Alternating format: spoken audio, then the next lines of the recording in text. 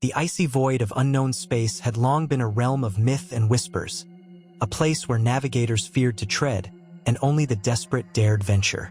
During the reign of the Galactic Empire, however, the desperation of scattered rebels, rogue traders, and explorers seeking glory pushed the boundaries of the known galaxy further than ever before. In this untamed frontier, a band of fervent cultists stumbled upon a derelict starship adrift in the endless dark. The vessel, ancient and imposing, bore markings and a design unfamiliar even to the galaxy's most seasoned archaeologists. The cultists, members of a secretive sect devoted to uncovering and worshipping relics of the past, approached the ship with a mix of reverence and trepidation. They had spent decades following cryptic clues in their quest to discover objects imbued with the power of the Force. Their leader, a gaunt and feverish man named Valrin Drek, claimed to have received visions of a great warrior entombed in the void, a savior who would bring balance to their chaotic faith. When they breached the ship's hull, they found corridors shrouded in eerie silence and chambers filled with relics that spoke of a civilization long forgotten. In the heart of the ship, they discovered the object of their quest, a cryostasis chamber, its occupant frozen in time. Encased in ice and technology was a figure clad in dark, intricate armor, a figure unmistakably steeped in an aura of power and danger. The cultists were awestruck, some falling to their knees in worship, others whispering prayers in a dozen forgotten tongues. To Valrin, there was no doubt. This was the warrior of his visions, the one who would guide them to ultimate truth. Unbeknownst to the cultists, they had unearthed Revan, a being of legend from an era so ancient that even the oldest Jedi archives on Coruscant spoke of him only in fragments. A master of both the light and dark sides of the Force, Revan's story was one of war, redemption, and exile. His decision to enter the depths of unknown space had been driven by a desire to confront a hidden threat, but he had never returned. Now, millennia later, he was about to awaken in a galaxy utterly transformed. The process of reviving Revan was fraught with peril. The cryostasis chamber's ancient mechanisms sputtered and groaned as the cultists worked to bypass its arcane systems. Sparks flew, and strange lights flickered across the walls of the chamber. Finally, with a hiss of depressurization and a rush of cold air, the chamber opened. Revan's eyes, piercing and filled with an intensity that belied the eons he had slept, snapped open. The room fell silent. Revan emerged from the chamber, his movements slow and deliberate as he adjusted to the reality of his awakening. He spoke, his voice a deep, commanding tone that sent shivers through the cultists. He demanded to know where he was and how long he had slept. Valrin, trembling with awe, stepped forward to answer. The cultists told him of the Empire, of the eradication of the Jedi, and the rise of Darth Vader and Emperor Palpatine. Revan listened, his expression unreadable, but within him, emotions churned like a storm. To Revan, the Empire represented a perversion of the Sith ideals he had once embraced, a bastardization of power wielded without purpose or honor.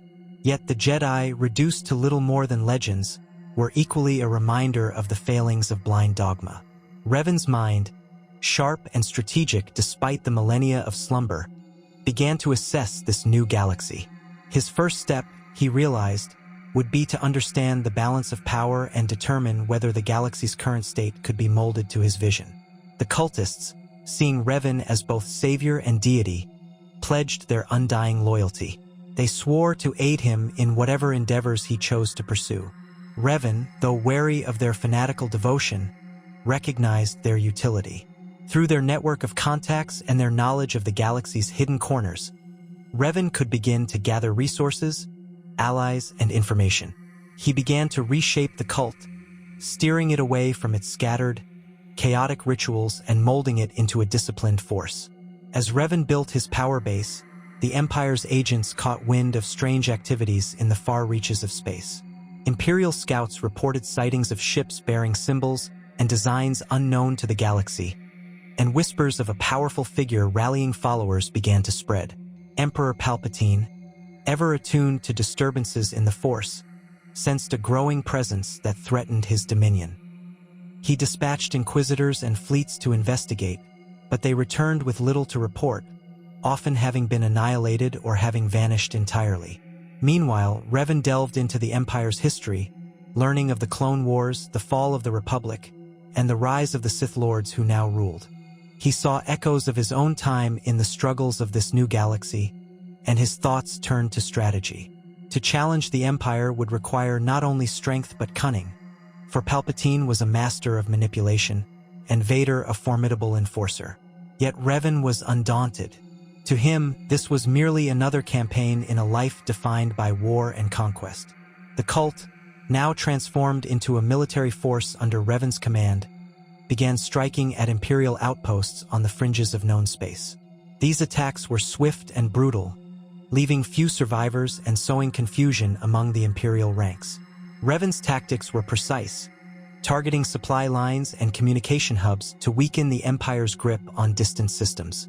At the same time, he sought out those who had suffered under Imperial rule, smugglers, bounty hunters, and remnants of the Rebel Alliance, to bring them into his fold. Though Revan's actions drew the Empire's ire, they also caught the attention of another group, the rebels themselves. Mon Mothma and other leaders of the fledgling rebellion heard rumors of a powerful figure rallying forces in the Outer Rim, and they debated whether this unknown ally could be trusted.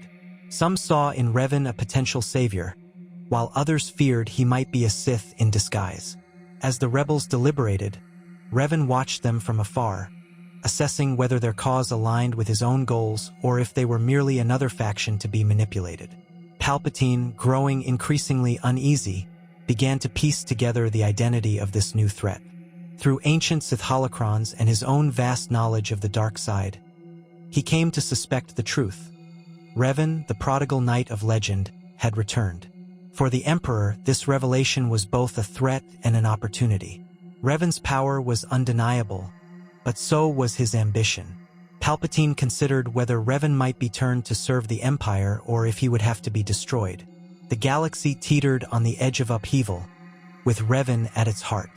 His awakening had set into motion a series of events that threatened to reshape the balance of power, and his path was one that could lead to salvation or destruction. As he prepared for the next phase of his campaign, Revan's thoughts turned to the legacy he had left behind and the new legacy he would build in this unfamiliar galaxy. Revan's campaign against the Galactic Empire grew more audacious with each passing cycle. Striking from the shadows of unknown space, his forces disrupted Imperial supply chains, ambushed patrols, and sowed dissent on planets teetering under the weight of Imperial oppression. His tactics were meticulous, designed not only to weaken the Empire but to spread fear among its ranks. Every action served a purpose, from the precision of his military strikes to the carefully orchestrated propaganda distributed to occupied worlds. To the galaxy, Revan became a ghost, a myth, a shadowy figure whose presence brought both hope and terror. Meanwhile, within the cult that had become Revan's army, tensions simmered. While most of his followers embraced their new purpose, others began to question whether their devotion was being exploited. Valrin Drek, once the unquestioned leader of the cult, now found himself increasingly sidelined.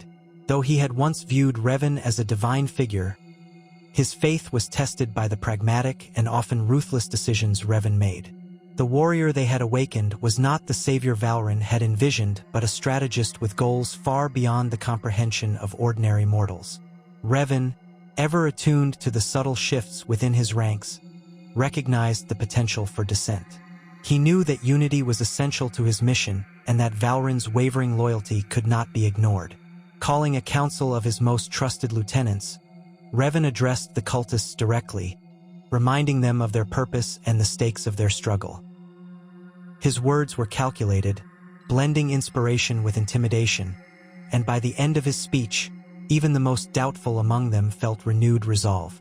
For Valrin, however, the encounter was a bitter reminder of his diminished role. The seeds of rebellion were planted, though he dared not act on them just yet. As Revan consolidated his power, the galaxy's other factions began to take notice. The Rebel Alliance, still struggling to gain a foothold against the Empire, sent envoys to investigate the mysterious leader who had been striking at their common enemy. Leia Organa, wary of potential Sith influence, urged caution, while Mon Mothma saw the potential for a powerful ally.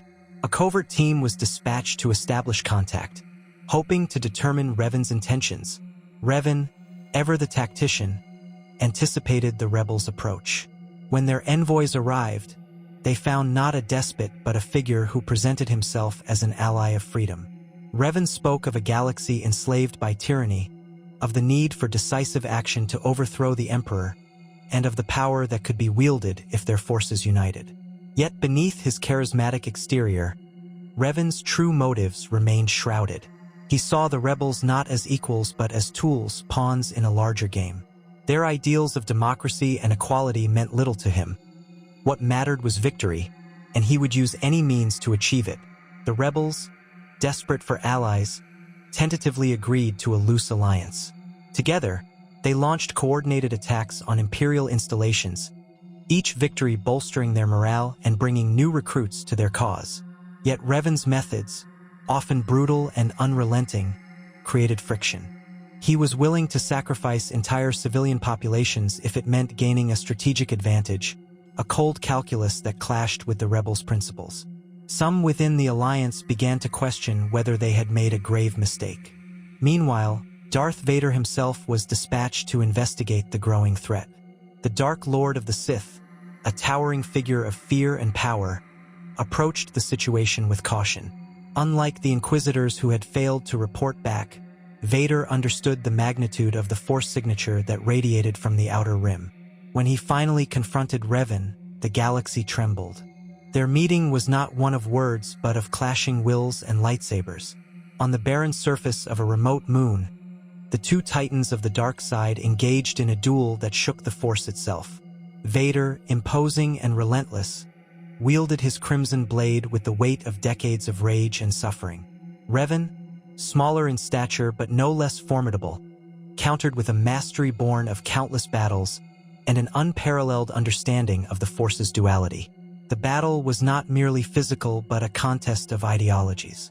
Vader fought as the enforcer of Palpatine's vision, a servant of the dark side bound by chains of anger and despair. Revan, by contrast, fought for his own vision of power and balance, unshackled by the constraints of Sith or Jedi doctrine.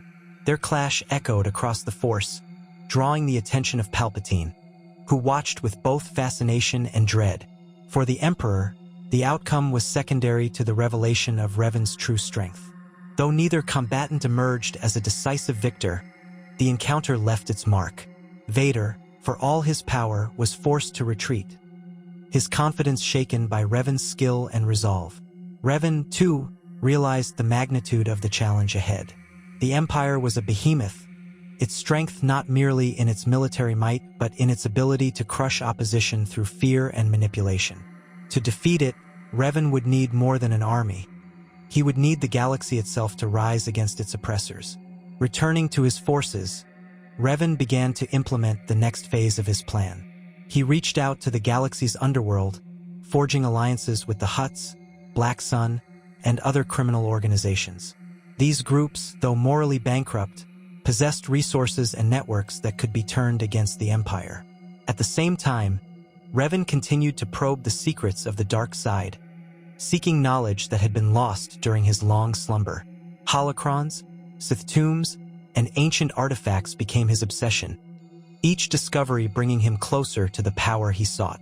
Yet even as Revan's influence grew, so too did the danger. The Empire, now fully aware of the threat he posed, began deploying its most devastating weapons. Star destroyers patrolled the Outer Rim with increased vigilance, and entire worlds suspected of harboring Revan's followers were subjected to Imperial bombardment. The cult-turned army faced mounting losses, and dissent within its ranks grew louder. Valrin Drek, emboldened by the chaos, finally made his move. Gathering a faction of disillusioned followers, Valrin attempted to overthrow Revan, accusing him of leading them to ruin. The rebellion was swift and brutal, and Revan crushed it with the same efficiency he had brought to every battle. Valrin himself was executed, his death a stark warning to those who might challenge Revan's authority. Yet the incident left scars, both within the ranks of his followers and within Revan himself. He had always known that loyalty born of fear was fragile, But now he saw the cracks forming in his foundation. The galaxy was at a crossroads. Revan's rise had shifted the balance of power, drawing the rebels, the Empire, and countless other factions into a conflict that threatened to consume everything. For Revan, the question was no longer whether he could win, but whether his vision of victory was worth the cost.